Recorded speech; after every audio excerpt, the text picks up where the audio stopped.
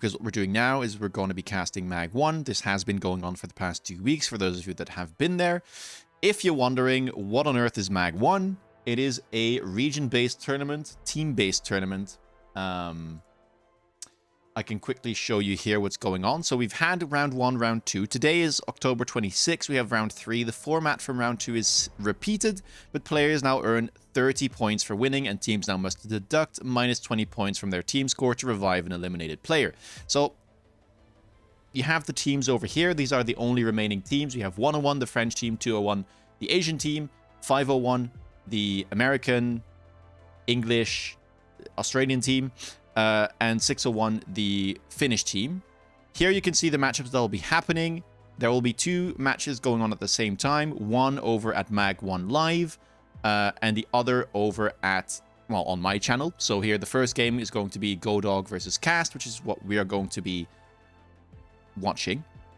Below you can see the points. So gradually teams have been able to get points in the different rounds for winning their respective matchups, and you can kind of see the standings here. So currently 101 is sitting at 130, 201 at 90, 501 at a whopping 185, and 601 right behind at 160. So what do the teams want to have after today? The 3 teams with the highest scores after today compete in the finals, which will be next Saturday. Teams may revive players before highest scores are calculated.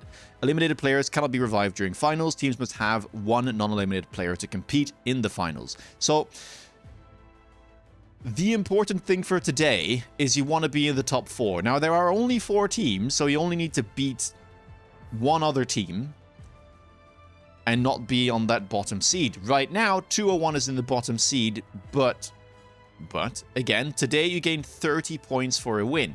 If you lose, you get 0, and the double or nothing vouchers are up for play again. What are the double or nothing vouchers?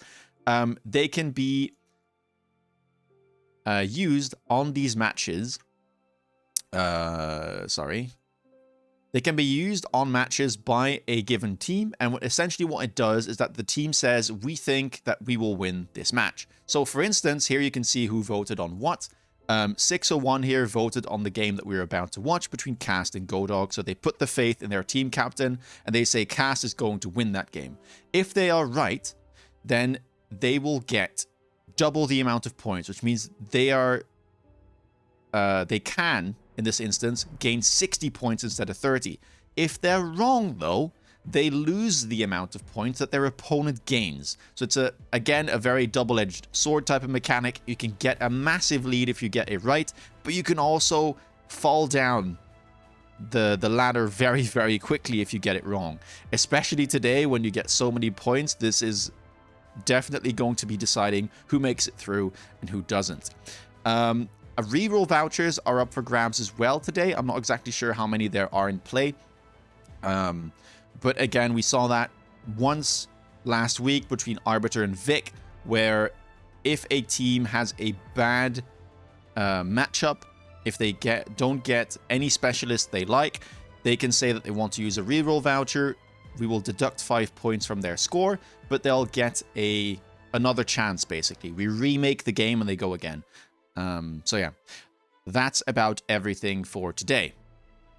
Make sense? Makes sense. If you have any questions, please do ask. I don't know everything, but I'm sure that we'll be able to find it. And otherwise, I know that Yes Win Big and Lady Win Big are kind of moving around and ready to answer as well, if need be. So yeah, that is where we are at today. All right. So let's have a look. This is 601 versus 201. GODOG versus Cast. Cast will be on the blue side, GODOG on the red side. Let's have a quick look at the packs. Cast, kind of known to play aggro. Fire Badger pack here looks all right. This is playable, the quick supply. Elite spec is something you can play. 5,000 hit points, not too bad, but it's a bit of a risky pack. Doesn't do too well into most things. Now, into the packs over here, it's not the worst. Quick supply is all right, but it's not a lot of hit points, so you can't afford many mistakes. Casters end up picking it. And GODOG ends up going for the Rhino Specialist with Arclights and Stormcallers. Known to be more of a standard player, defensive player. So I think that fits his playstyle rather well. Let's see what Cast decides to go for here. Asymmetrical push, trying to make use of that short range on the Tarantulas. Only 75 meters, so it's not really built for long-range engagements. Trying to close that distance, get in the face of those Stormcallers. Should work out a bit better for him. Double Crawler pickup here for GODOG. Nothing crazy, just making sure that he has at least some chaff. And we'll probably see a symmetrical setup. And Cast actually building a bit wide. Maybe he does want to go symmetrical here. Against the Storms, though, it might not be the worst thing, you know? Because walking from the left side to the right side into these storms could be a bit painful with the slow Tarantulas. Let me also go back to my main spot.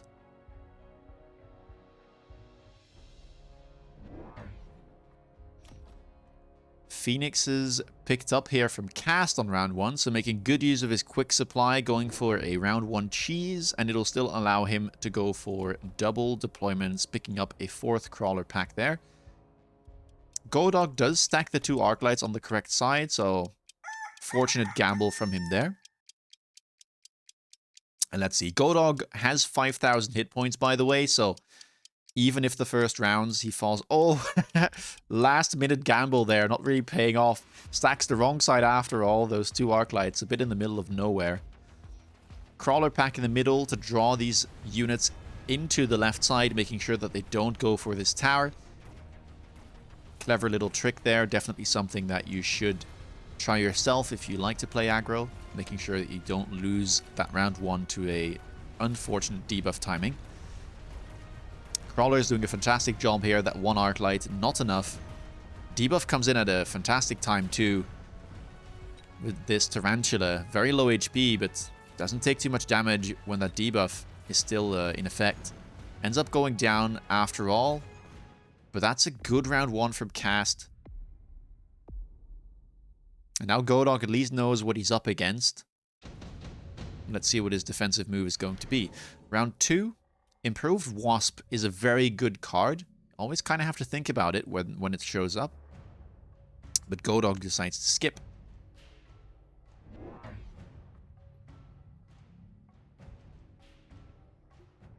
Could I take on another persona when I'm on the other side?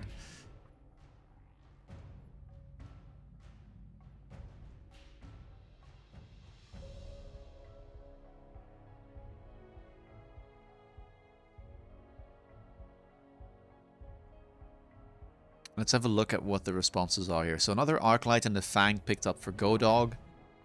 Cast also opting to skip there, didn't want any of those cards, and is starting to build the Shallow Flank Spider Box. I really enjoy playing this myself. It kind of opens up possibilities to put something like a Sabertooth if you get it into this corner, or even a Fortress. Just any big unit really with some DPS, pair it up nicely with some chaff clear and be able to abuse this diagonal. Does have the Phoenix though. Phoenix Tarantula is also quite a nice comp. At least for the early to mid game. Can fall off a bit into the late game obviously because you're using mid-sized units instead of giants, but he's got some pressure. Maybe it'll be enough to close out the game before that becomes an issue. Interesting, he doesn't run HE, yeah. That's not very common. Kind of carry techs almost. I really like the HE. I think it's to me it's almost mandatory. But let's see how this works out for Cast. Crawler flank and another crawler pack here added onto the right side. Not sure I like this pull that much though, but perhaps Cast is setting up for next round. Because it's kind of just in the face of an Arclight, so he gets a pull, but pulling units just to delay can be worthwhile, but it's not the best, right? At least in this situation. It won't matter though, the spiders for now, with all of these crawlers moving in and the phoenixes to back them up, are going to be enough to take another round off of GODOG. Crawler is here going for the tower, but that won't really do that much. They do manage to pick up some EXP for themselves. They're running as fast as they can to try and get the other tower, but I don't think that will quite be happening. So round 2 goes in favor of Cast as well. Round 3, will we get free units or will we see them on round 4? Seems like we will be getting them on round 4, round 3. Just some regular cards here, nothing too impressive. Photon Coating could be a nice pickup. I definitely think Cast should pick this if he doesn't want any of the other cards. Very cheap item, and the tankiness definitely pairs well with these frontline spiders. For GODOG, it's probably a skip. Unless he really wants to go for spells, he could pick up quick cooldown and try and buy an oil, for instance, this turn. Ends up picking the Photon Coating. So maybe we want something big himself. Goes for the Wasps. Okay, so Jump Drive Wasp play here. Something we've seen a lot of, both in aggro and defense. With that cheap Jump Drive, moving these around the map is very, very difficult to deal with. You kind of have to just gamble with some missiles before you're able to get something of a counter on the board like Mustang, because you need to defend both your flanks and, of course, the middle there. Cast looks like he skipped. Not sure I completely agree with that, but maybe he had made some calculations and wants to use all of his money for something else. But I do believe that the Photon Coating there could be a nice item. Buying 2 more spiders, one on the right side and one in the corner, so this was a setup for something. One deep flank here and playing the shallow flank where his main army is. Kind of starting to build wide now to create multiple threats and keep GODOG interested into the right side. This should get a debuff though. No AA really as of yet for Cast. Well, he has one Phoenix pack, but that will still take a while to kill these Wasps. So we will see a debuff here. Lots and lots of Arc Lights purchased for GODOG. Not exactly sure what he wants to do with that. I'd be really surprised if he goes for Charge Shot.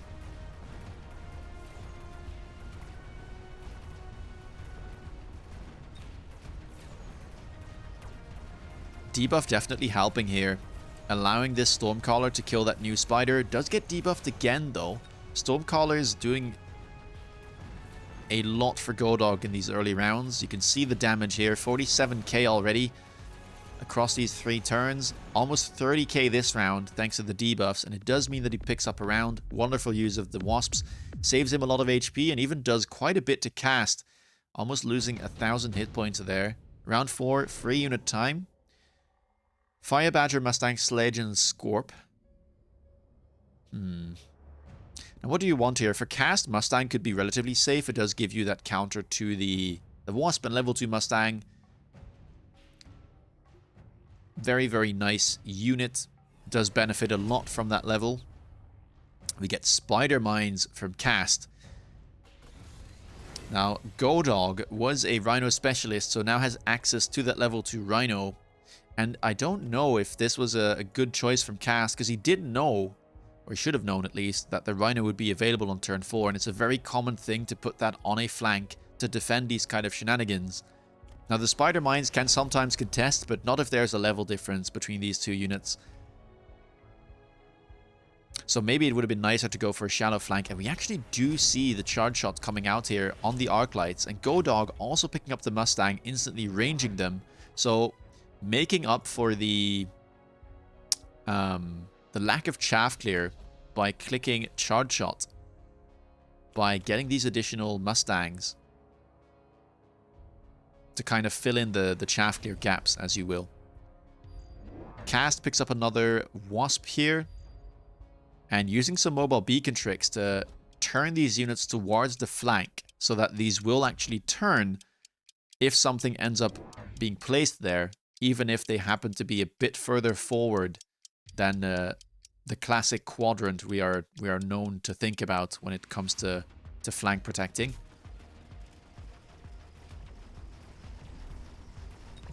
And yeah, the Photon Coating here goes onto the Rhino. The mines do a decent amount of damage, but it's nowhere near enough to take out that Rhino. Let's see how much this front side can do though. Level 1 Arc Lights, I mean, they have Charge Shots, but that's still a bit of a tall task for them to kill all of these spiders. The Mustangs are doing great though. That range definitely does benefit them. But GODOG looks like he'll be getting another round here. And now the lack of early hit points because of the pack Cast picked kind of starts to show itself. 2 round losses and already down to sub 1900. can get scary very fast. Additional deployment, quite a nice card here, but GODOG decides to go for advanced missile spec. Super heavy and absorption, something you can think about, but I don't think it's the best pick for the units on the board. And so, yeah, Cast decides to go for the additional deployment slot there. Now, these spiders are open to get missiled. 15.6k, so they don't quite die to one missile, but it's very close. Another spider going onto this flank here up top. Cast, still 2 deployments available. Doesn't have range on his Mustangs just yet.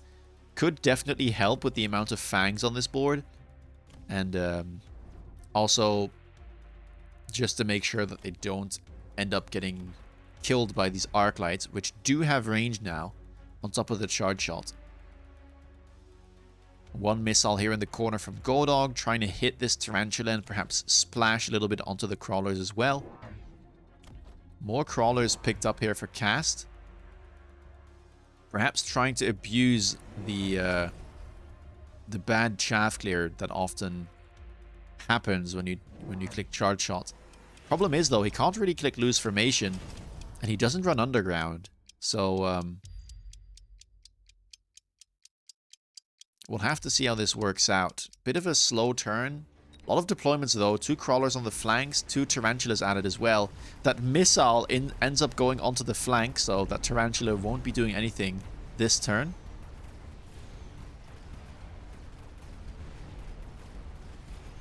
Oh wait, let me also block this. The push looking a lot better on the left side though, but all of the tarantulas are already gone, and even though he gets debuff, the right side looking mighty fine for GODOG. The fact that these tarantulas haven't picked up levels definitely hurts here. Maybe some of them managed to get the XP finally. Some level ups would definitely be good for Cast, but he can't afford many more losses. That's 3 in a row now, and down to sub 1k. He can maybe afford one more loss. We get round 6 free units. Melting Point, Fortress, Vulcan, and Wraith available. Fortress here definitely interesting for GODOG, I would say. Picks up the Vulcan instead, so really wants to make sure that he has enough chaff clear to deal with everything. Vulcan a solid choice too. Gets 2 level 1, so instantly can protect both sides. We get range on the spiders for Cast. Realizing that he might need to keep these at bay. Make sure they don't get insta-locked by those Stormcallers. Cast going for the Wraith. Perhaps trying to punish the fact that the anti-air here from GODOG isn't ideal. Does run armor on the Wraith if he wants to. And GODOG opting to go for armor on the Rhino. A little bit surprised to see that, but I guess it does add the 50% additional hit points. And Cast here, perhaps expecting the Vulcans, puts down the oil on the right side and uses the mobile beacon to try and have a go at this diagonal. More spiders added still. And Cast actually selling out of his Mustang, so doesn't really want to invest into them. And just wants to keep building his spider box. But yeah, these spiders on the flanks are just not having a great time. They're not high level enough. You can see that it's kind of close up here. Rhino goes down to like a third of its hit points, but you need a level to be able to win that. And we're not even speaking of that Photon level 2 Rhino there. Wraith is tanking for a good amount of time, but Cast didn't get field maintenance or armor, so the Mustangs are damaging it. And even though the tower falls, it's a bit of a similar situation with the right side kind of uncontested. And yeah, GODOG smells blood this round. Did go for the lone in the temp range. We don't see a lone coming out for Cast, and is that going to be all she wrote? It looks like it will be, so quick 6-rounder for GODOG. Some good early pressure from Cast, but it quickly turns around and Cast is just never able to regain the tempo. Yeah, the spiders here, interesting tech choice, but I think that this is why I prefer going for like an HE spider build rather than try and force this, because I feel like spiders alone, people know how to deal with it, and it has some very well-known counters. So I prefer like making it a very efficient chaff clear unit by going HE range and then making sure that my phoenixes get to DPS the big units down. The lack of levels also kind of hurts there. Interesting game from GODOG though. We have seen more charge shot arclights coming out, I feel, especially from 201. We saw when I started the stream Red Hair going for it too. Maybe it's not as bad as we make it out to be, you know? The Mustang definitely a nice pairing though. Makes up for that diminished shaft clear ability on the arclights. Now, of course, Cast could have grabbed armor that turn to win. Maybe it would have been enough. It's not like that expensive of a play. And I do think the spiders still had a little bit more juice in them, a little bit more potential perhaps. Very quick game though. And we're already into the next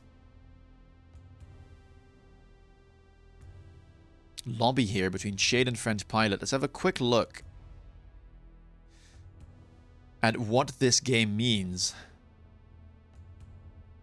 for the standings. So B-Man and Dillo is also over already. Dillo beating B-Man.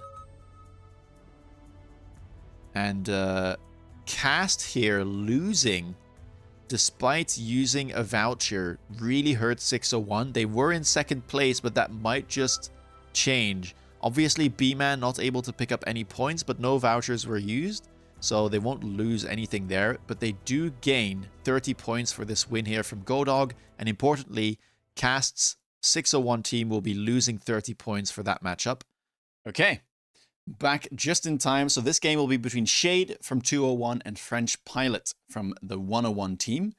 Let's have a quick look at the packs. Shade, known to kind of play a bit of both. Likes to play aggro, but it can also play standard if he wants it. Some good aggro packs, though. Defensively, aerial spec looks fine, and I like these two packs here with the steel balls. Shade going for Rhino spec crawler steel ball, so I'm expecting some aggro. French Pilot also known to play both playstyles. Elite spec here actually doesn't look too bad, but it is a bit of a risky one.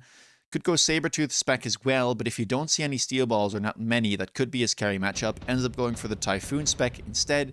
Typhoon, still a unit that pairs up really well with the steel balls and still a very scary unit to deal with on aggro.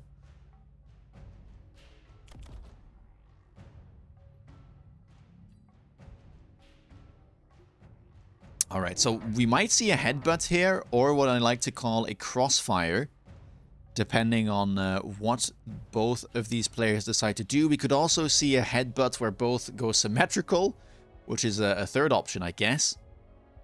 Let's see, very aggressive positioning from Shade here.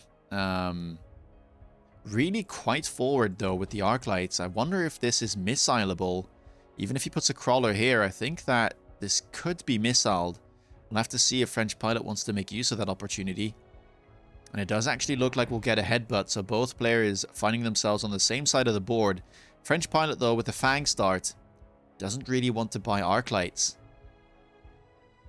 Which means that the first round here should go to Shade, as he does have those arc lights. And the crawlers tend to be a bit better, right? So it's not the best matchup for French Pilot, but let's see what he can make of it. His power spike will be turn 3.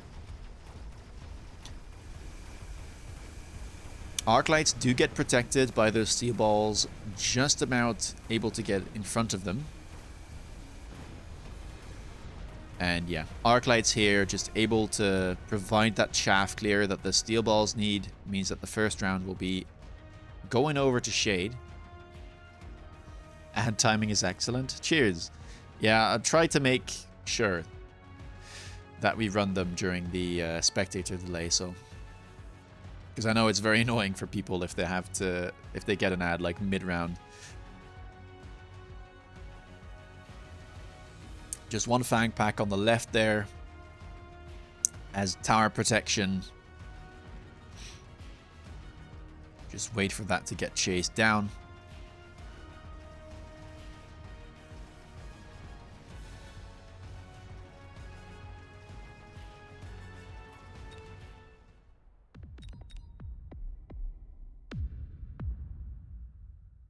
Both players relatively healthy though.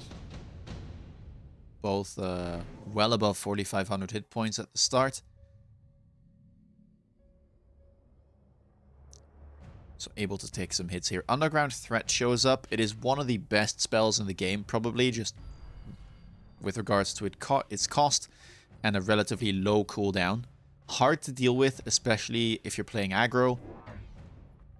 This spawns about 2 packs of crawlers, so there's very, very little that can actually effectively take that out. Extended Range Phoenix is an interesting card though. It kind of allows you to click Charge Shot without needing to have range instantly.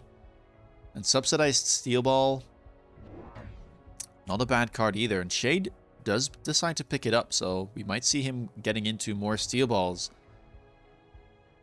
But no Underground Threat might mean that this round will be going over to French Pilot. As things currently stand, that tower should fall. And French Pilot's still not buying any chaff clear. I think he's just waiting for his Typhoons to show up. Really wants to have a super efficient comp. Just wants to rely on one type of chaff clearing, it seems. So willing to wait it out and just get a bunch more chaff. Again, triple deployment, 2 more crawlers added, and a Fang in the front here as well. Now Shade did add an Arc Light to the board here on the left and added some crawlers behind his tower on the right, but that won't be quite enough. You can see the amount of crawlers spawned from that spell. And so yeah, tower will be falling, but maybe it doesn't matter. Again, the lack of chaff clearing means that the steel balls just cannot seem to find their mark. And will end up going down without being able to make good use out of that debuff. Crawlers do kill one of the arcs, but there's still one alive. And so round 2 here in favor of Shade as well. I think he'll be very happy with that, considering the investment French Pilot made into the Underground Threat.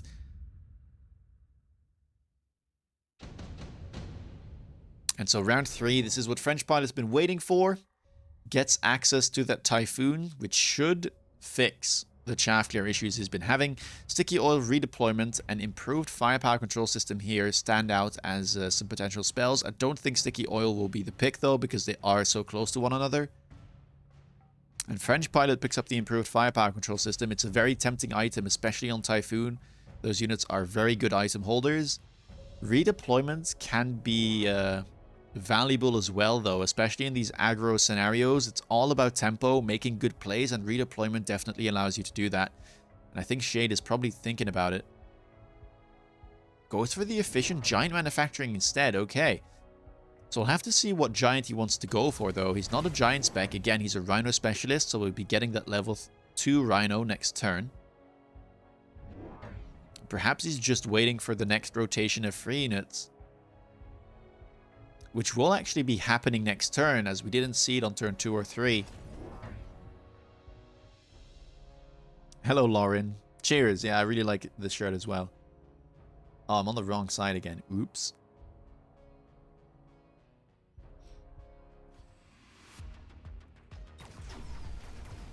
Crawler flank here from Shade. Very cheeky. No chaff clear there, so it does take a while to kill. 2 Typhoons added and a Phoenix as well here from French Pilot, trying to get into that left tower, and he should be able to. Fang's clearing up that crawler pack. That Arc Light should be gone. But does it matter? Again, I think these plays are just coming in a little bit too late. The good thing though for French Pilot is that there is no AA left on the side of Shade. In fact, I don't think he started with any AA.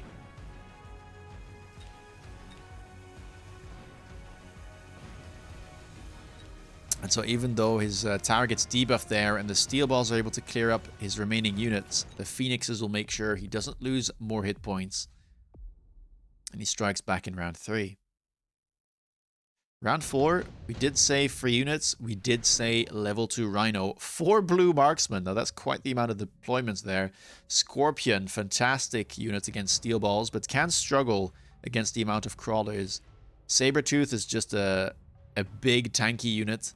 I don't think Stormcaller is the play, although Stormcaller could work out here for Shade. There are these fangs in the front, and this team is relatively stagnant for French Pilot. Ends up going for the Scorpion, though. Definitely a good unit against the Typhoon as well, as long as he can make sure that he chaff clears fast enough.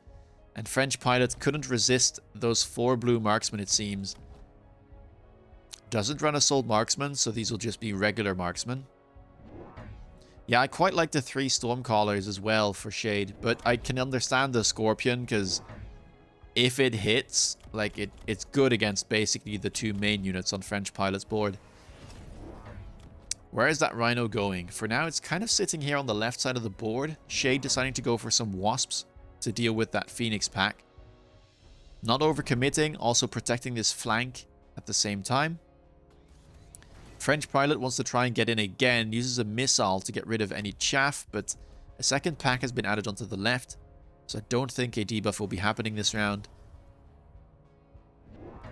And Shade making use of a early missile himself to kind of clear the path towards this Typhoon with the item. Another Typhoon being added to be able to deal with this pesky crawler flank. We'll have to see how this works out. Scorpion, though, definitely very tanky here. Missile does land, but all the steel balls and crawlers are able to get in front of the Typhoon. So it doesn't die instantly.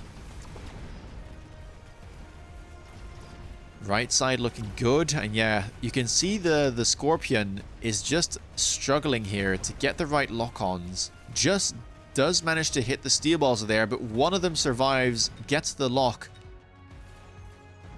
And that is something that is quite common with Scorpions. They just cannot seem to find their mark unless you have insanely good shaft clear. And French Pilot with a convincing round 4 win here. That's a lot of damage going Shade's way. And it more than equalizes, sending his opponent down to 3100 here.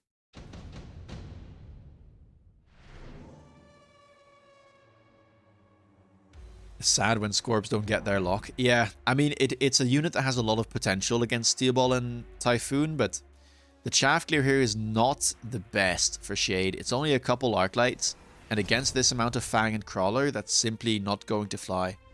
Assault Fortress picked up from Shade did end up picking that efficient giant manufacturing, as we saw on round 3. And so we see him picking up some more, or some giants here, finally. French Pilot decides to skip 2 fortresses at the field. And Shade goes for the Rocket Punch. Another good tech, theoretically, against Steel Balls and Typhoons. Tends to be very efficient at dealing with these mid-sized units. French Pilot, though, one of the few people still running Jump Drive on his Phoenixes, trying to make use of it this turn, sends it onto that right flank. Wasps were added onto the left, but it's not being mirrored this turn by Shade, so this should yield a debuff. No more money left for a missile or anything. So we'll have to keep an eye on the situation here on the flank. Ranged steel balls, the pick for French Pilot. Also gets a level onto that big Typhoon there. Top on damage, well, top on everything, really. And Shade, by the way, selling his Scorpion after its miserable performance there.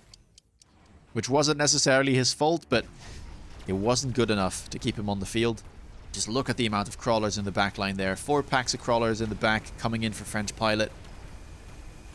Bit of a nightmare to deal with for Shade. And the debuff comes in at a perfect timing. Crawlers are being cleared up now, with the late crawlers still protecting those steel balls. The range, a fantastic pickup this turn, and that is just not a good round for Shade at all. Those rocket punches just killing a couple crawlers at best. And that just looks like it'll be another massive win for French Pilot this turn. Lots of damage on the board. All the Typhoons survive. Yeah, and Shade now down to 1,300, just below. Another round like this, and that's game over. We get 3 units on round 6. Sandworm, Overlord, Vulcan, and Farseer available. I think Overlord here could be decent for Shade, but he doesn't seem to agree. Wants the Vulcans instead. I did say that he needed Chaff Clear, so I guess that Vulcan might be able to solve that issue for him. But French Pilot picks up the Overlords. And there isn't really any AA here on the board for Shade. Will he realize that? He only has the Wasps. And we get EMP on the Marksman for French Pilot. Shade going for a tempo turn though. Gets the Replicate on his Crawlers. Adds one to the flank and a missile here as well to be able to deal with any potential Phoenix shenanigans. French Pilot moves them back though, protecting the flank now. Now if he can clear the board, the Overlords won't kill Shade. It's 700 damage there, but yeah, there is just no AA here right now. Underground Threat back off cooldown, used in the middle here for French Pilot. Could be bad though on a Replicate turn. These blue Crawlers might end up turning and creating even more Crawlers.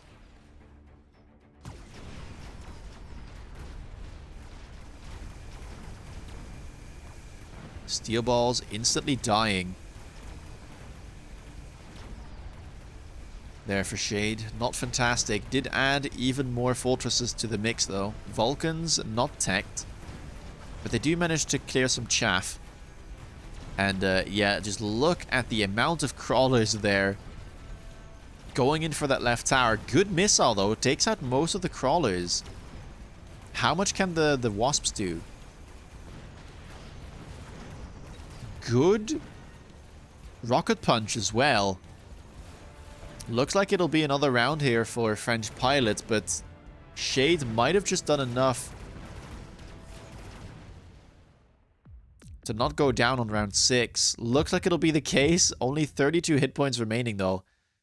And it hasn't looked good. He still has kind of the same issues here.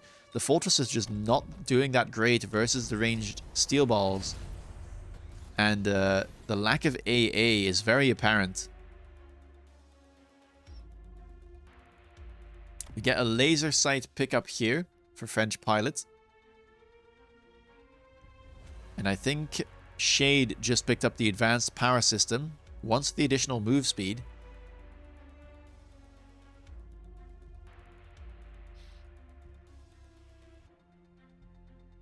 True, yeah. Without the giant damage nerf, Shade would have been out. It's been happening a lot, to be honest. There are many games where the giant damage nerf plays a role.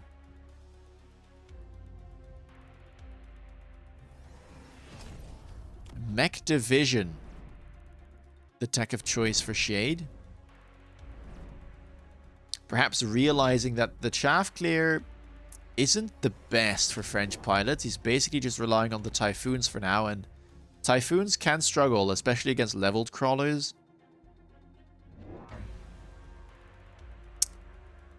Shade picking up a Phoenix now.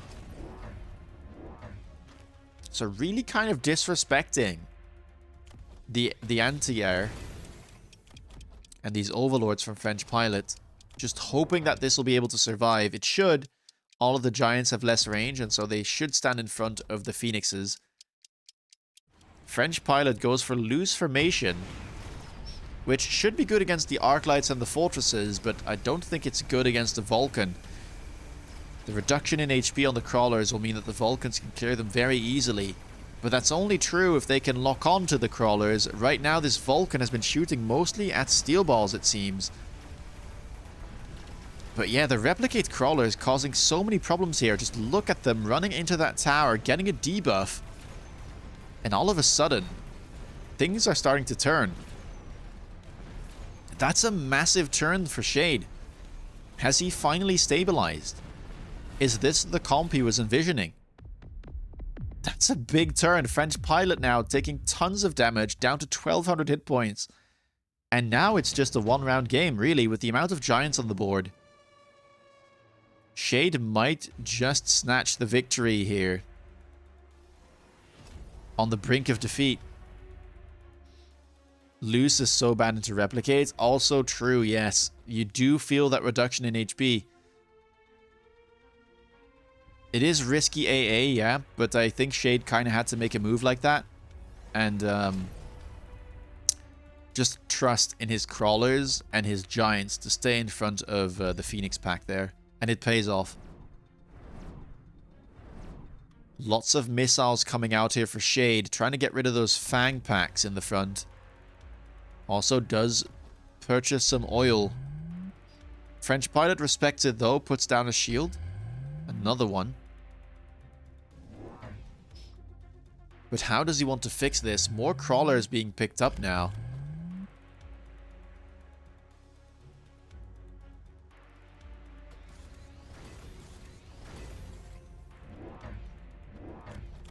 On the side of Shade, it's also more chaff in the form of more mech div steel balls and another pack of crawlers.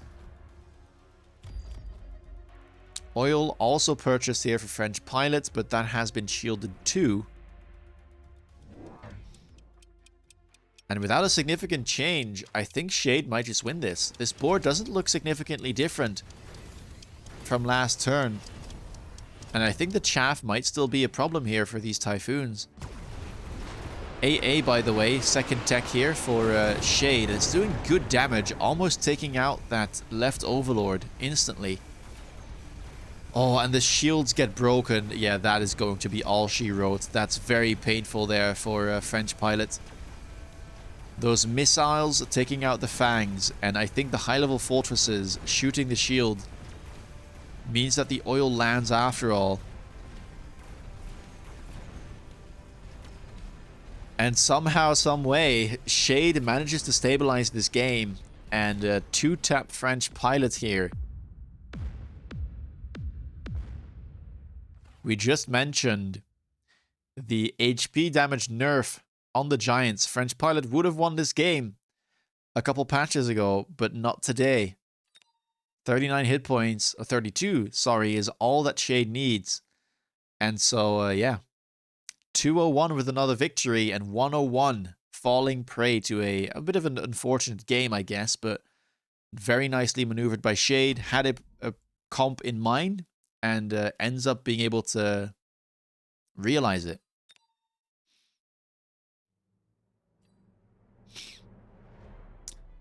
All right, let's have a quick look at the standings to see where we're at.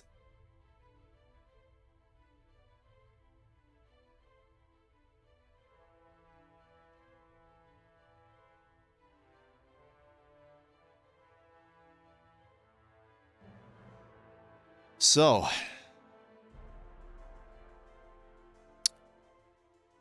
the other game already ended as well between Flower Fairy and Masao.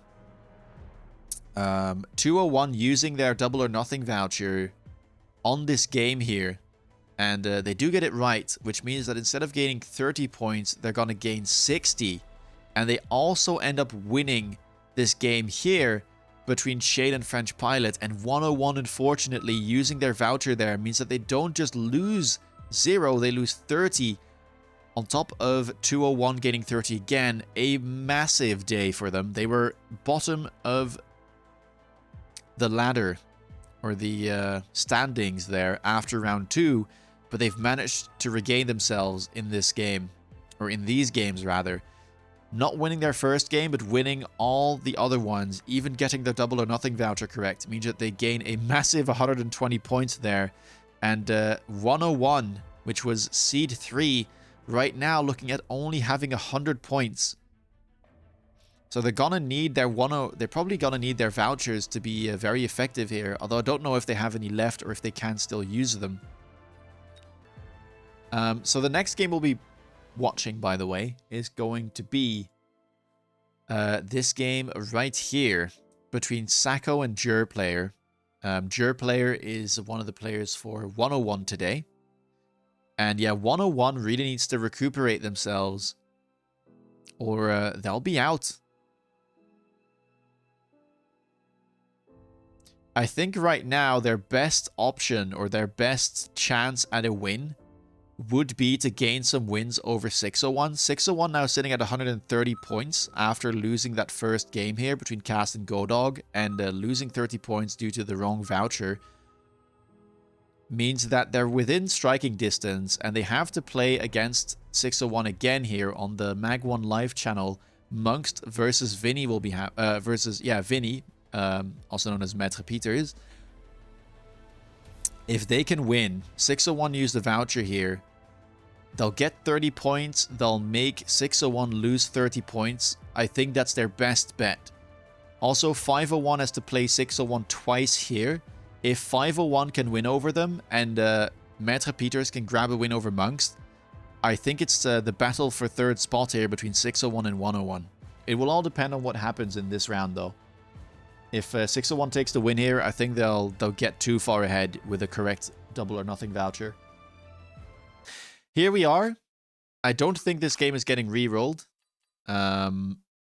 Sacco here, Typhoon Spec Ball Crawler. In my opinion, the best pack in this meta, especially if you want to play aggro. It's very oppressive. Typhoon is still exceptionally strong on aggro, so I think Sacco will be very pleased with his choice to reroll. That is exactly the type of pack he would be looking for. Jur Player here could go for the ball pack. Doesn't have the best packs himself. Could even use a reroll here. The problem, though, is that they can't really afford to lose any points. Goes for Arclight Storm. This is a very bad pack into this. So a reroll here could make sense. Now, the problem, though, for 101 is they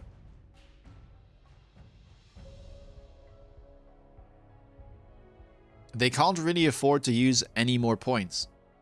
If the other game is a win, they'll go to 130 and they'll send 601 down to 130 as well, so they'll be tied. If they use a reroll here, though, they would stand to lose 5 points, and so they would need Jur Player to win. So I think the idea here is that they just want to play this pack anyway and see how it plays out. You disagree? I don't think this is a good defensive pack against Steel Ball Crawler. I think it's horrid. Like, these storms are, especially against someone of the caliber of Sacco, these storms should be completely useless. Jur Player going for outside storms as well, which means that this side of the board will not really be involved at all. They can reroll after seeing the enemy picks. Yeah, I mean, the main idea is because there is not that much time, right, to have a look at the packs and then also type reroll, etc., etc. Which is why it's being done this way. The organizers and the players are constantly trying to see if they like the mechanic or not, and so it's basically kind of a test to see if this is a good mechanic or not in terms of giving the player some consistency. Yeah, so first round here should be going in the round in favor of Sacco, although maybe a debuff here can turn the tides. The steel balls are opting to go for the tower, though. But I think the debuff will subside at the right moment to be able to get this tower debuff. But one steel ball manages to survive, get the debuff. And so that will mean Sacco takes the first round. And even worse than that, the steel balls gain enough EXP to level.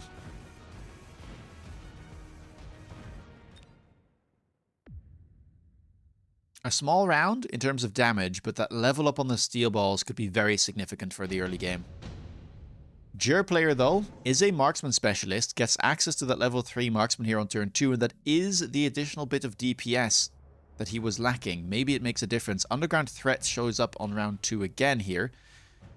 I do think both players should pick it, but maybe they have something else in mind. Mobile Beacon can be useful too. But Underground Threat, so difficult to deal with. Sacco does decide to pick it up. And so does Player. I think it is the most logical decision here. Or the techs on marks. Just regular techs. No assault marksman. Puts the marksman on the outside, which is a... This is a big gamble, right? The reason being is that you can easily get pulled to the side here by a crawler pack, which is why, generally speaking, I prefer putting it on the inside. Now, it can make it a bit difficult for the marksman to lock onto some outside beacon shenanigans, but it does also protect it from getting pulled around the map, as it will be, in this instance, Sacco looking at this flank here to put his underground threat. Player also using it defensively, but there are 3 packs of crawlers here, and I'm not really sure if these crawlers are going to be that successful for Player. Or at the very least, it looks like this might be way more annoying to deal with for the blue side. More crawlers added here for Player. Didn't start with any chaff, so opts to go for double crawler and also using the oil round 2, realizing the threat of those steel balls. They did pick up a level here.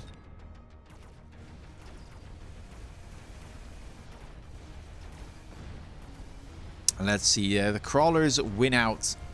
And it looks like the late chaff from Sacco will be able to deal with that flank, no problem at all. So they're coming in now. Tower here not leveled, and the crawlers do make it in, but the tower falls first for Player. And with the steel balls locking onto the arc light, this should be another round for him. These steel balls are exceptionally tanky. All units clumped up, so maybe the storms hit some good shots, but it won't be quite enough to take out the blue steel balls. Couple crawlers on the tower, and the arc light doing its best, but Player here loses another round. Still sitting at a comfortable 4,300. Same hit points as Sacco started with. But now we get the big turn. We get free Typhoon for Sacco from his specialist. And we get free units on top of things. Fire Badger, the pick here for Sacco. And what does Player want? Fire Badger could be really good here to set this on fire. Farseer, just a solid pick overall. Especially the level 2 this early on. Has plenty of damage. Player going for the Fire Badgers though. And we have a level 3 Fire Badger flank here in the corner for Sacco. This will pull the Crawler pack as well as the Marksman, I believe. Yeah, this is what I was talking about, right? That Crawler on the flank to distract the Marksman. This is going to be really annoying for a Player to deal with. And another Typhoon picked up for Sacco. Plus, okay, the Crawler now being moved. This will have the same effect though. Whether he puts it in all the way in the shallow flank or more in the middle of the flank. Or does both. Also possible. Player though, kind of expecting it, which is logical. If you put your marksman here, you need to be able to deal with the potential flank distraction. So moves his Fire Badgers to be able to deal with that. Right side, Sacco just opting to level the tower. Sensible move. There isn't really that much DPS moving in. So that should mean that he doesn't get debuffed here. At least not at a meaningful time. Another Fire Badger picked up for Player. Wants to make sure this gets set on fire. And it will. How much can the Fire Badgers do though? The Marksman gets a good lock onto that Typhoon. Now starting to work away at these steel balls. Not getting distracted too much. Fire Badger's doing an amazing job so far. And the oil, of course, working wonders. And so Player really justifying his positioning of the high-level marksman here. Able to take a turn. Wonderfully played. The Fire Badgers do get to spawn in for Sacco, but they're kind of going for a loop. And getting distracted by this Fire Badger pack. Absolute MVP of the round for Player, no doubt. One of them even manages to survive on a sliver of health, and look at the damage. Instantly top of the board there in terms of units cleared for Jer player, and even second on damage in that round. Topped only by the marksman, dealing 45k. But now things are going to be building up in pressure. Another oil shows up though, and Jer player doesn't hesitate to pick it. A Phoenix balled for Sacco. Level 3 steel balls on the board alongside another Typhoon. And yeah, this is where things are starting to look very scary. This Typhoon ball comp is exceptionally strong, especially when the barrier is clicked. I'm expecting it next round.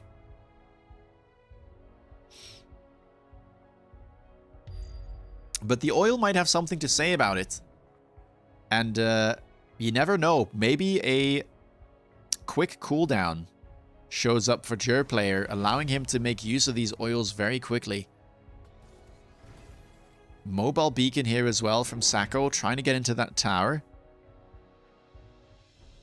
And Jer player here opts to grab rhinos with armor. I quite like the play. One on the flank here. Armor is very effective against crawlers too, blocking most of their damage at equal level. And using it here on the flank, especially against those level 3 fire badgers, they only deal 81 damage each. And so you can see that this just doesn't take any damage at all. Rhino working away at the flank. I really, really like this. Fire is effective, but the level 3 steel balls are exceptionally tanky. We'll be able to take down that shield though. Oh, actually I say that, but the beacon pushes them inside of the shield, which means that the shield stays alive for that little bit longer. And yeah, this Rhino play is lovely here from Jer player. Clever tactics. It works fantastic against the low DPS from both the Badger flank and the Typhoon. Big round for Jer player. And Sacco is now suddenly down to 1900. I mean, a quick cooldown, a spell, a tower debuff could mean that Jer player just runs away with this before Sacco can really get his comp online. Laser Sight picked up for Sacco. Vulcan's Descent and Lightning Storm available though. Vulcan's Descent not really that great, I think. The 2 towers have been leveled for Sacco. Lightning Storm though, maybe worth considering, and I think Jer player is thinking about it. We do see the barriers in the background picked up, as expected for Sacco. Kind of hitting his power spike here. And not that much DPS on Jer player's board. He was getting away with this thanks to the oil. But now with the additional hit points added from the barriers on 3 Typhoons, and I saw another Typhoon purchased here on the flank with another Phoenix pack as well. So Sacco turning his attention to the weak right tower, which has not been leveled for Jer player. Blue side does end up going for a Vulcan here. Not using it to cheese the backline, but instead trying to use it as a Javelin. Hoping that it trades hit points with the high-level steel balls and takes out most of them. Laser Sight, by the way, going onto that level 3 steel ball pack. It is top on damage, looking mightily scary. And a different angle here for Sacco. Instead of trying to go to the side, ends up going straight for the tower. And with that, should be able to avoid these high-level fire badgers. And this looks like a very good round here for Sacco. Goes for steel balls in the back to be able to deal with the Rhino. Let's get rid of the chat. Yeah, this right side should get a debuff, and the Vulcan actually misses all but 1 steel ball, so I don't think Jer player will be very happy with that. That's a very expensive Javelin. Rhino, though, moving in, manages not to get locked on too early, but the late steel balls, dealing with that Rhino flank, are able to do the job that their level 3 brothers couldn't. Jer player, though, just in time manages to level his tower to level 3, so that does make a big difference there. Heads up play. That flank was looking scary, but not so much anymore. And perhaps... Oh, disaster. I was going to say Jer player could take another round, but the Phoenix is able to take out that menacing level 4 marksman just in time. And so Sacco A little bit of respite here on round 6, but do keep in mind those spells are starting to stack up. Heavy Armor, Enhancement Module, and Vulcan's Descent. The cards to look at here. Heavy Armor definitely looks quite good there for Sacco if he wants to use it on the Steel Balls. Has a bunch of level ups as well though, so maybe wants to try and get some stonking going with the Enhancement Module. I'm not sure if Jur player wants to try his hand at that Jav again. Could do it, but I mean, there's a, you know, does go for it again, so he's amassing the spells here. A quick cooldown could get a lot of value if it does end up showing up in one of these turns. Sacco going for a mobile beacon to the right tower now, even though it's level 3. The Steel Balls, if they get a lock on, should be able to get to take it down relatively quickly, and it's still 5 seconds of debuff. And I'm guessing that he also wants to avoid the oil here. Does know that it's coming down. Underground threat available though for Sacco. And yeah, really turning his attention to the right tower. Clever play though from Jur player. Uses his underground threat himself to try and distract this outside pack here from Sacco, and uses a mobile beacon plus a missile to try and get into this tower as fast as possible. I like this play. It looks like Sacco doesn't expect it. Does get range on the Steel Balls, but I think this distraction might just be enough. Let's see. The Steel Balls are close though, so maybe they get a lock on. Who knows? Lots of tactics this turn. Vulcan onto the flank. I'm not sure. Yeah, no. Well, I see the idea, but again, it misses most of the Steel Balls. This play works out for Jur player though. Does end up getting that debuff. Crucial at that, because the Steel Balls over here were starting to get scarily close to his right tower. And with the debuff, the marksmen are able to DPS down these units. Prevent the debuff. But the late Steel Balls here still need to be dealt with. Same thing about the right side, to be fair. These marksmen are crucial. There are still 2 Phoenixes left alive. One marksman goes down, but the high-level marksman survives. Does this tower fall at an unfortunate timing is the question. It looks like it might. It's only 5 seconds of debuff, though, and I think this should be enough. It is a marginal win on round 6 for Jur player. Sacco down to 1,500 hit points. A very close fought battle. Jur player is still sitting at a comfortable 4,200, but things can change rapidly, especially when we get free units like this showing up on round 7. Big Sabertooth, 2 giant packs. Sacco opting to go for the Overlord here. It is still a very classic pair-up with the Typhoons, even if Chin Gun got slightly nerfed. Sacco is still running it. The classic jump drive Chin Gun techs. Now kind of moving from Steel Ball Typhoon into the scary Taiba comp that has been taking over aggro the past couple of weeks.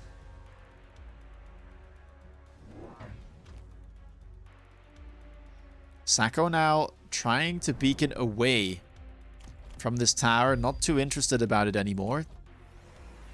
Perhaps expecting a bigger commitment from Jur player as well. And Jur player, by the way, also picks up 2 boats from the free unit drop. Picks up 2 more. So the exact same play from both sides here. The only difference is the text between the two. Jur player running full carry boat with range overload, HE, and photon, where Sacco is running that chin gun build. And actually does have the money available here to grab the chin guns as well.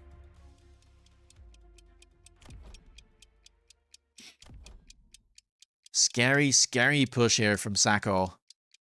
The tower relatively exposed. Only some fangs in front of it, and it is level 1 as opposed to the level 3 on the other side. If this goes down to a chin gun or just anything really, that's 9 seconds of debuff. And Jur player here actually using one of the boats to try and flank. Level 2 tower should fall relatively fast, but the question is, can he defend for long enough? High level Arclight there gets taken down by the chin gun. The steel balls kill the high level Rhino. Okay, the boat now, though, takes out that tower. But there's still so many steel balls to get rid of. I'm not sure they'll be able to do it with the 7-second debuff. It looks like it won't be the case. There's simply too much on the ground for these small units to deal with. The marksmen not shooting fast enough to efficiently get rid of the steel balls, the typhoons, the shields, the crawlers. It's all a bit much. And yeah, in spite of that 7-second debuff from Player, it's a big round for Sacco, now kind of equalizing the hit points somewhat as Player goes down from his comfortable 4,200 down to 2,400. Round 8, Orbital Bombardment is available. Sacco does pick it up. Does run Jump Drive on the boats, but I'm not sure he's too scared here. Boats generally don't care too much about Orbital. And Player picks it up as well, but now goes for the double techs on his boats.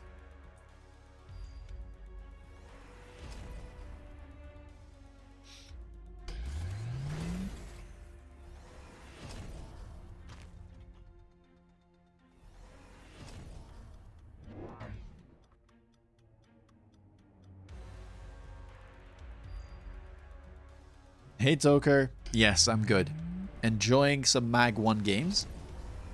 Sacco now leveling that tower to level 3 and actually beaconing his units back, so perhaps expecting this this boat to remain there.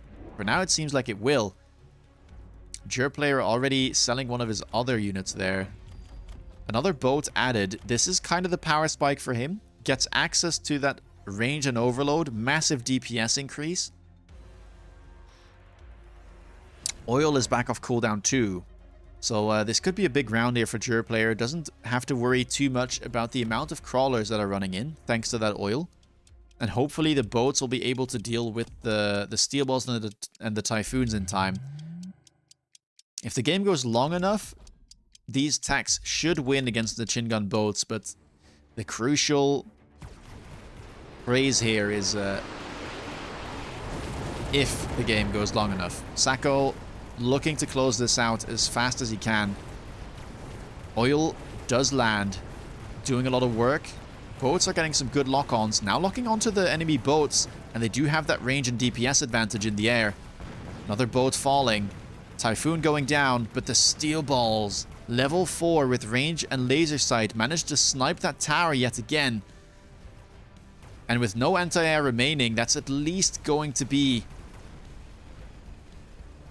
1,050 damage from the boats alone, and even the couple of steel balls managing to survive alongside one typhoon pack.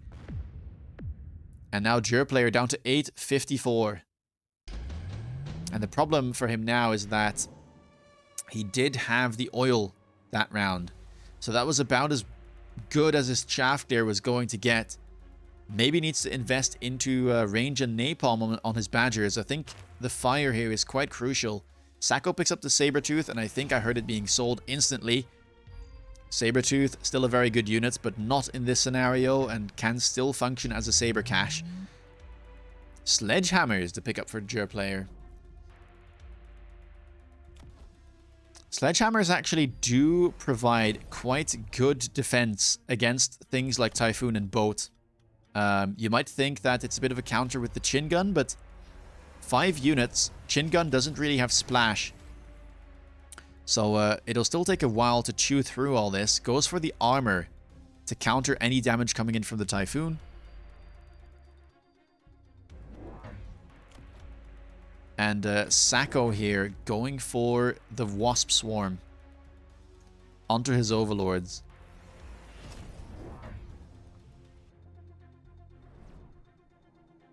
Also going for the shielded Wasps.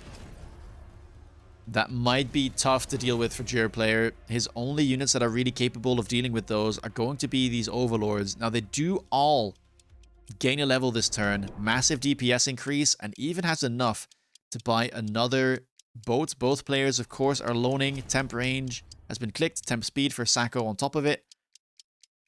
Let's see how this works out.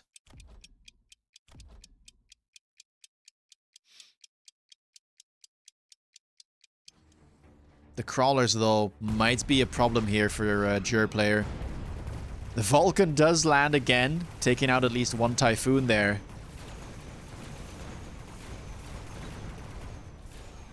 And let's see, how much can these carry boats carry? Right side should be winning for Sacco, but it's going to take a while, especially with these shielded or armored sledges. But yeah, the crawlers and the chaff, the steel balls, there's just slightly too much for the boats to deal with. And now the second wave of wasps get spawned. And that'll be all she wrote for Jerplayer. He was holding very well in the first couple rounds. But when a Typhoon steel ball boat comes online, it is an absolute menace on the field. And yeah, Sacco showing why it has been a staple of aggro. And in my opinion, the strongest starting pack for aggro. Gets the ball crawler after the reroll, exactly what he wants, and finishes it off expertly. So yeah, 501 grabs a win here. And also does get the bonus points from that double or nothing ticket they used. And now we have to quickly have a look at who won.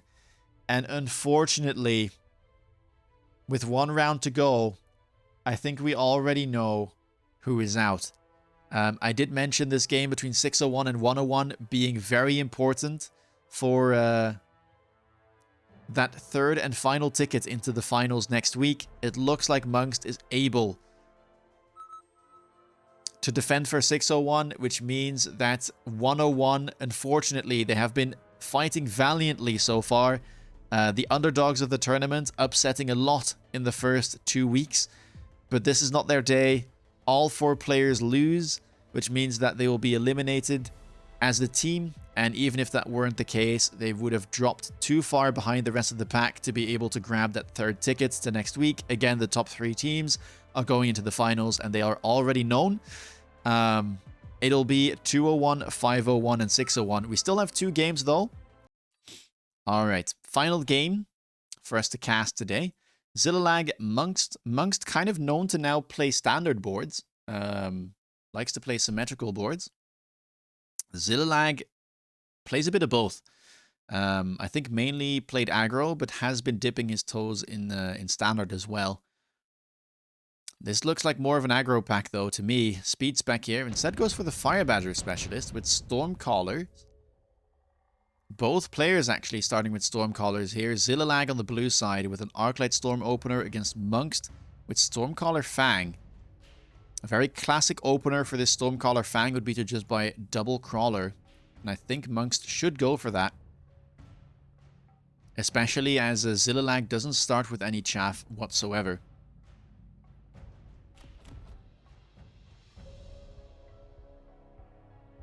And for Zillilag, the expected purchase would be double Crawler. Munqst, though, instead goes for double Arclight.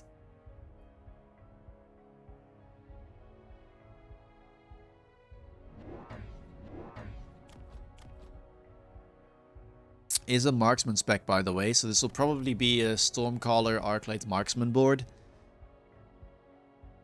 But I definitely think I would have preferred seeing crawlers being purchased here. You can kind of be greedy on turn 1, and Storms with 5 chaff tends to win most of the time. Already sets up the late Fangs there in the back is Munqst. Leaves 2 spaces for some crawlers in front. And putting 1 Fang in the front there to make sure that his Arclight doesn't get insta-targeted by the Stormcallers. On the left, though, the Arclight won't be as fortunate and should fall immediately, which is generally why I don't like purchasing these Arclights early, because this tends to happen, right? They just get taken out, and you might as well have had some chaff instead. Yeah, Arclights just go down instantly there. And that should actually give the round over to Zillilag. The Stormcallers get instantly taken out on the left as well. And even though the right side looks a bit better, Munqst did have 2 chaff backs there. I think this left side will be quite effective. 2 Fangs survive. That might provide some annoying distraction there. It does. Okay, the Stormcallers managed to hit their mark.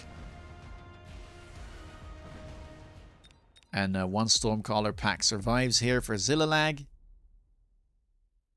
Nothing too serious though, both players still in the process of setting up their board. Zillilag, being a Fire Badger spec here, gets access to one level 1 Fire Badger, and we also see round 2 unit reinforcements. So lots of units onto the board this turn. Remember, Munqst also getting access to his level 3 Marksman, and Zillilag opts to take the Scorpion. Definitely looks like the better unit, and Munqst seems to agree.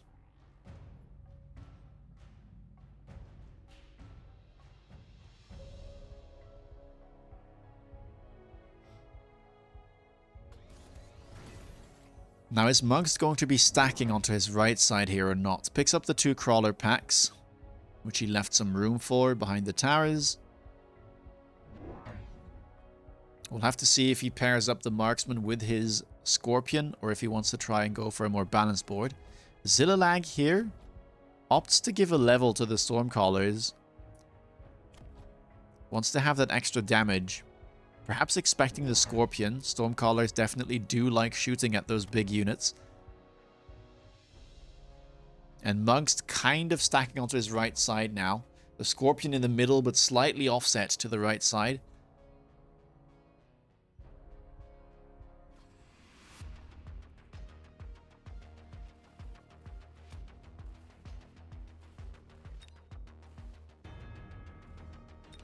And we just see a double chaff pick up here for Zillilag this turn. 1 Fang and 1 Crawler.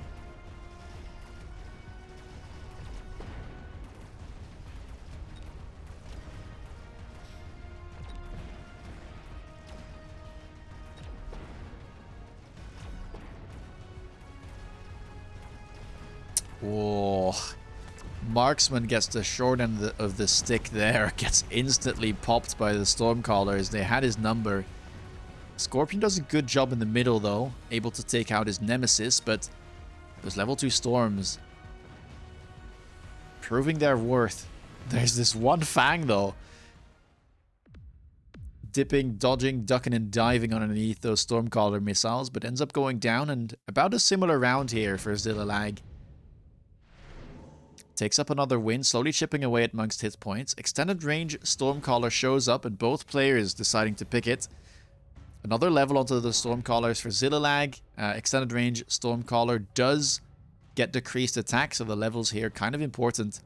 Munqst, realizing the same, also opts to get a level himself. Picks up a 3rd Stormcaller in the middle. Not running fire, only running HE.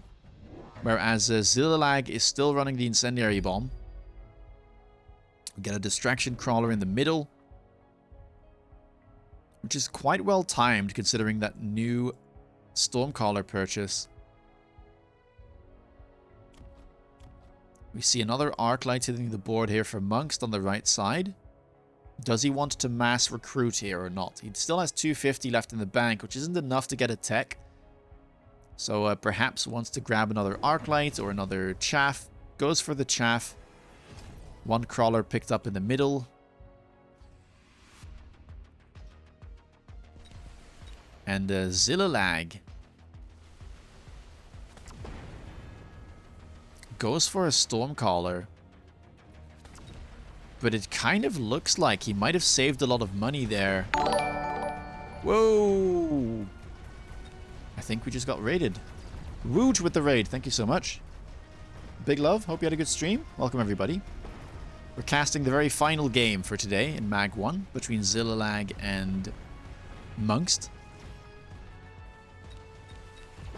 But I feel like Zillilag kept some money in the bank there, but there's no way to see how much he kept.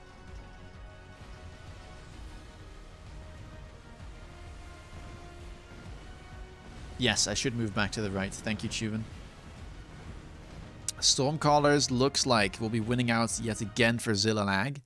Marginal wins, but might make the difference in the end. Munqst down to 3,800.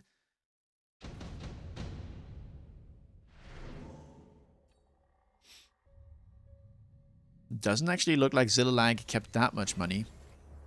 Goes for the advanced targeting system here. Expensive card. Wants to get that range difference.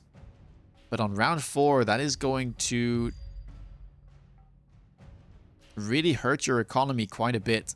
But I guess that he's just very comfortable here, has been winning the first couple rounds, still has 4,800 hit points to make use of.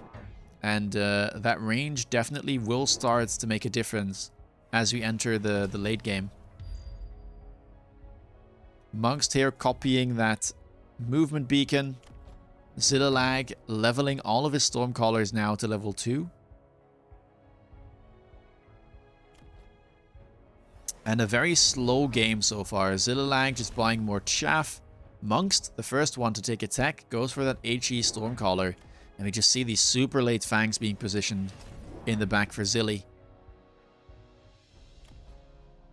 Just another triple chaff deployment on turn 4. 1 crawler, 2 fangs.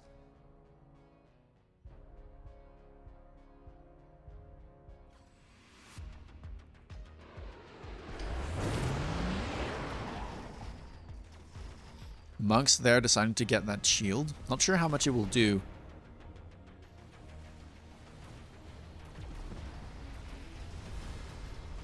And you can see the effect of the mobile beacon here, pulling all that chaff towards the middle. Arclights, despite not having any range, are doing a great job here. I say that, one of them does end up falling. Marksman this time around, not getting sniped. But this Scorpion is wide open. And so Zillilag this time around, managing to take out the Scorpion early on in the fight, which will definitely give him an advantage. On the right side this time around, Munqst looking to be more fortunate with his hits, and it's a Stormcaller fight yet again. But yet again, the blue Stormcallers for Zillilag on the blue side of the board come up ahead. And so Munqst has yet to strike back at Zillilag. Round 5, shield airdrop offered, enhancement module available as well. Could be nice. Supply enhancement is a bit too late. Munqst going for another shield airdrop, and Zillilag does want the stonk module. Where is it going to go? I think he could sell some Stormcallers here. Is he going to do it? Level 3 Stormcallers. Yeah, we'll be selling those level 3 Stormcallers, so getting 400 back there, and also leveling the Scorpion. Going to be replacing his Stormcaller pack with a level 1, and he might end up clicking fire to make up for the lack of damage from the level 1 Stormcallers. Fire doesn't care. Just as effective on level 1 Stormcallers as it is on level 3. More storms picked up. Perhaps we don't see the tech this turn, but he is definitely setting up for some incendiary shenanigans. More Arclights hit the field. Perhaps we see range. We do. Range on a couple levels. These Fire Badgers in the back are not being very happy. Ideally, they would level here for Zillilag so he can sell the Scorpion and transfer the item, but I don't think it will be happening anytime soon. Zillilag trying his hand at a mobile beacon trick as well, hoping that it doesn't lock onto these crawlers. It seems like it will work, at least for the outside storms.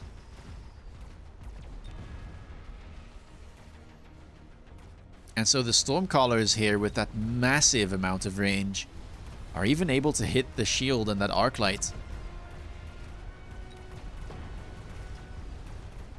This time around, the chaff situation looking much better for Munqst though. Manages to get an early lock onto that Scorpion, which is not going to be doing too much despite getting a level. And now, I mean, some crawlers have managed to get into the backline, which really is distracting these storms in the middle. A massive turn of events. And Munqst will finally be able to start equalizing this. In fact, he will do so in one round. Zillilag losing over 1,300 hit points. Sandworm Fortress, Sabertooth, and Typhoon available this turn. Sandworm could be a problem. Munqst does realize it. Made a video about this recently, and yeah, Zillilag picks it up as well. We have seen this popping up a lot in Heimamar games, whenever people are playing this type of long-range, low DPS board with Stormcallers, Marksman, Arclights, you know the deal. If a Sandworm shows up, it is often picked up because it is very difficult to burst this down with this type of composition. Both players realize it and pick it up. Munqst, though, the first one to kind of commit to something, picks up the armor on the Sandworm, giving it 50% more hit points. It is significantly more tanky than Zillilag Sandworm. And also picks up 2, even 3 packs of Wasps in the back there. Not really running any carry Wasp techs though, only has the range and the AA. So I doubt we'll be seeing some true Worm Wasping.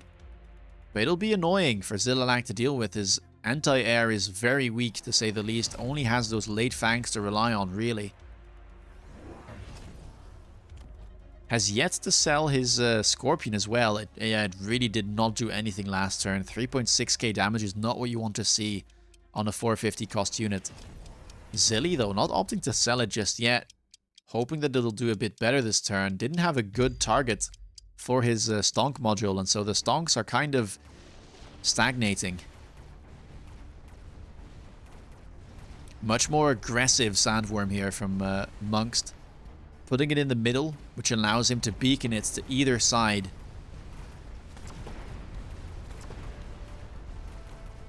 Now goes for the right side, but the Sandworm for Zillilag locks on first, gets 2 chomps, which might make the difference.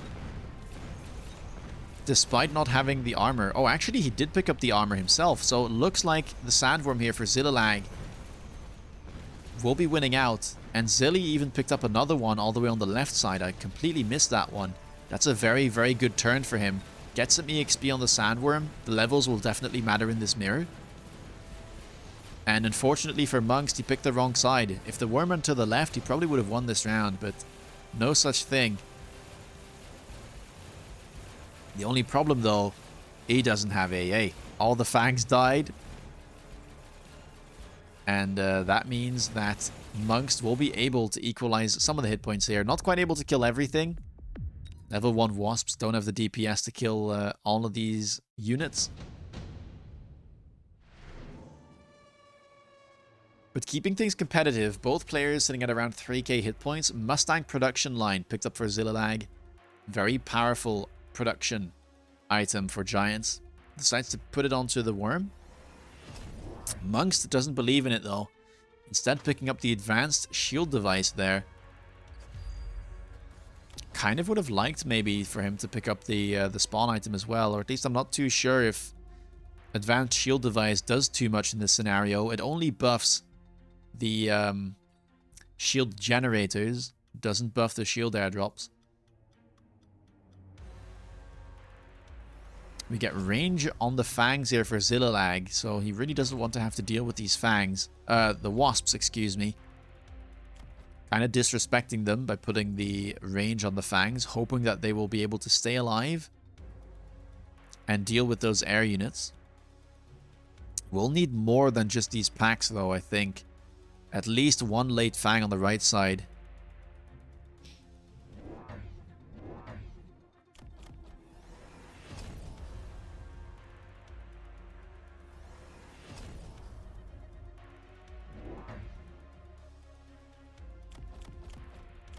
We get Absorption Melters as the answer from Zillilag. This can certainly work against Sandworm.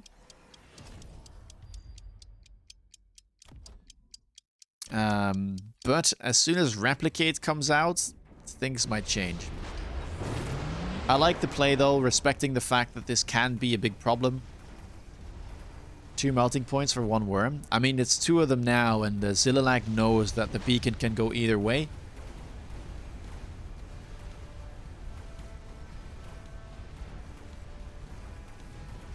So it's more so a melting point to cover each of the sides. The absorption though, look at it. Fantastic pick there for Zillilag. Able to counter those beacon worms. Although the storms are the secondary issues that Zillilag needs to deal with, and they're DPSing. Despite having high explosive ammo and reduced attack from the extended range Stormcaller there, able to take out the tanky level 1 melters. But we won't be able to say the same about this Sandworm. Producing Mustangs with the armor, enough EXP to get a level again. Which means that Zillilag should be the first one to get his hands on a level 3 Sandworm.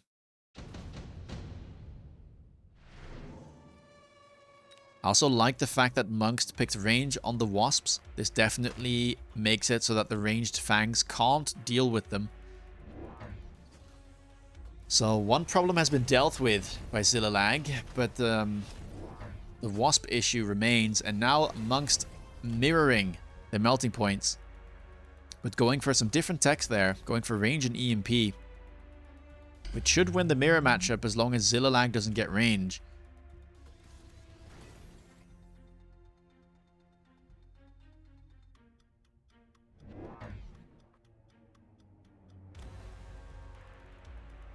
Sandworm does pick up a level here. Enhancement module, excuse me, being put to good use. Getting a free level on that melter. But now the question is, what do you do? Munqst actually selling out of the Sandworm, so doesn't believe in it anymore. Could have also opted to double down and go for Replicate, I think. But I like this play as well. Definitely solid. He's up a tech right now in the melter mirror. Or 2 even, you could say. Zillilag definitely making his life a bit harder there, and in fact he doesn't run EMP. That does not bode well for Zillilag. Wants to have the crawler production available, but not running EMP could hurt him down the line. Does pick up the range though, and 2 sets of melters more, which means he has 1 additional melter compared to Munqst.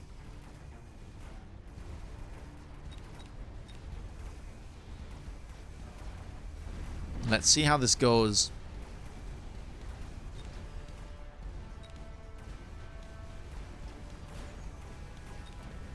Sandworm here instantly gets EMP'd as it comes out of the ground.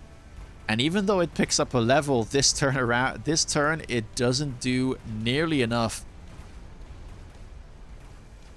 Instantly going down to the melter lock there. EMP manages to hit one of the melters there. And yeah, this turn looking much better for Munqst, at least on the right side, the left side. Melter has been taken care of. But the EMP is doing so much work there. Can the Stormcallers take out the melting point is the question. I think they might be able to. Never mind, it's a tie yet again.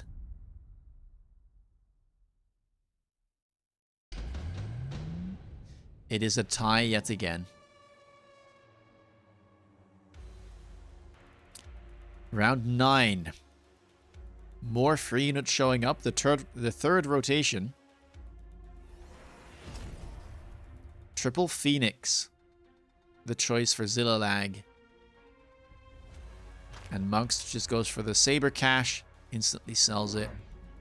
Wants to get more of these melters on the board. Now Zillilag does run electromagnetic shots on the Phoenix, and yes, it does come out double techs on this turn, range and EMP. Trying to make up for the lack of EMP on his melters, instead wants to try and EMP the opponent melters through the Phoenixes.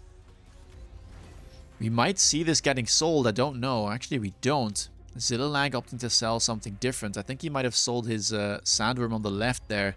Instead, deciding to beacon the level 3 Sandworm back and forth, hoping that it'll be slightly more useful during the mid-round. Keep in mind that this will still be producing the Mustangs every 11 seconds, and it doesn't have a cap, so it will keep producing and producing for as long as the worm is alive.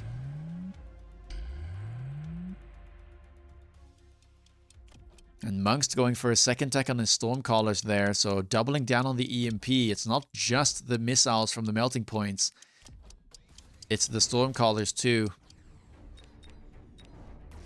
Zillilag, by the way, gets his hands on the second enhancement module.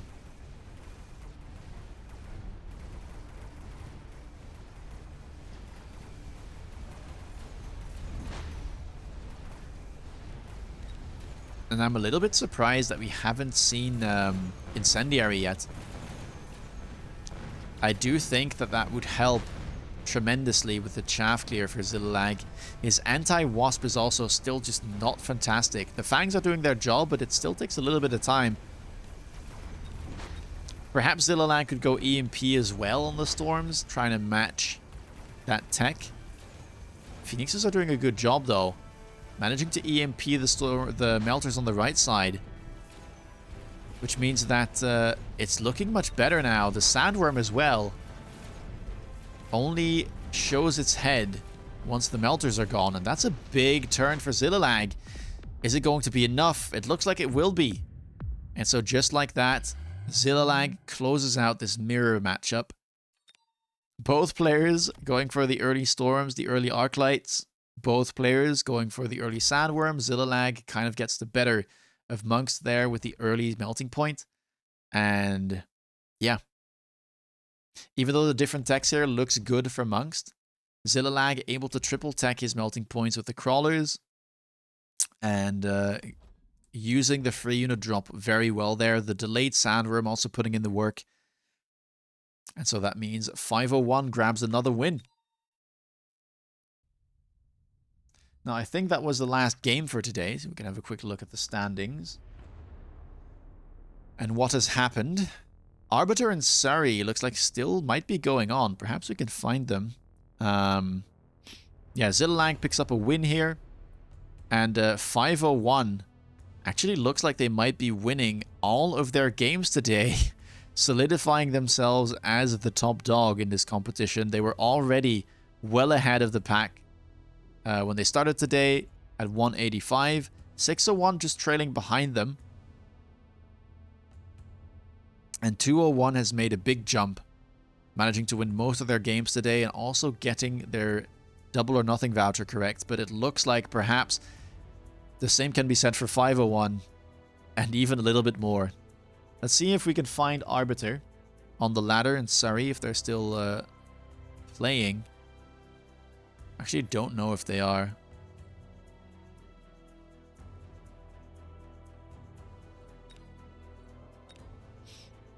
Scene doesn't exist. I think the game just about ended. I think that game just about ended. Yes, it did, and 501 has realized the clean sweep for today. Arbiter takes the win over Surrey. And, yeah. That means that the first seed for the finals next week will be 501, the American, Australian, English team, however you want to call it. 501 having a good day. They are, yeah. I mean, they have been having good days, to be fair. I think only day one wasn't the best. But they had a fantastic round last week, as you could see by their points coming in today. And yeah, they will be your favorites, I want to say. 101, sadly, after being the underdog and having some very impressive games across the first 2 days, not able to realize it once more. And yeah, they get taken out here, joining 301 and 401. And the three teams that will be going through are 201, 501, and 601.